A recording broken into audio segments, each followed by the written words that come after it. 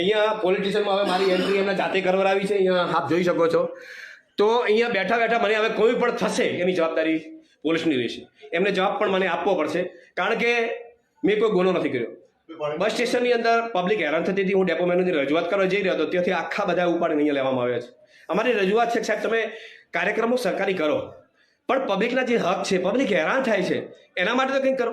આજે ગામડે ગામડે તમે લાખો રૂપિયાની બસોના પેટ્રોલના ધુમાડા ઉડાડી દીધા, બસમાં કોઈ બેસવા તૈયાર નથી, તમારા કાર્યક્રમમાં કોઈ આવવા તૈયાર નથી, સરકારી કર્મચારીઓને દબાણ કરવા। આજે સાહેબ અમની મજબૂરીઓ જોવાનું, તમે કેટલી બધી મજબૂરી છે, લાચાર મોઢે આજે વાત કરીએ સાહેબ, આ લોકશાહી નથી। પોલીસને પોલીસનું કામ કરવા દો, પોલીસને આવી રીતે હેરાન ન કરશો। આજે એમની મજબૂરી આજે એમની ઓખોમાં જોઈ રહ્યો છું, આ બધી પીડા થાય છે, પણ ક્યાં સુધી સહન આવું કરીશું? ક્યાં સુધી આ બધું સહન કરીશું સાહેબ? અમે પણ એમની મજબૂરીઓ સમજીએ છીએ સાહેબ। એ જો અમારા વિરુદ્ધમાં કરવા જાય તો એમને તકલીફ છે, સરકારના વિરુદ્ધમાં કરવા જાય તો સરકાર એમને બદલી કરી નાખે, એમને હેરાન કરી નાખે, અને આવા કિસ્સાઓ અમે જોયા છે।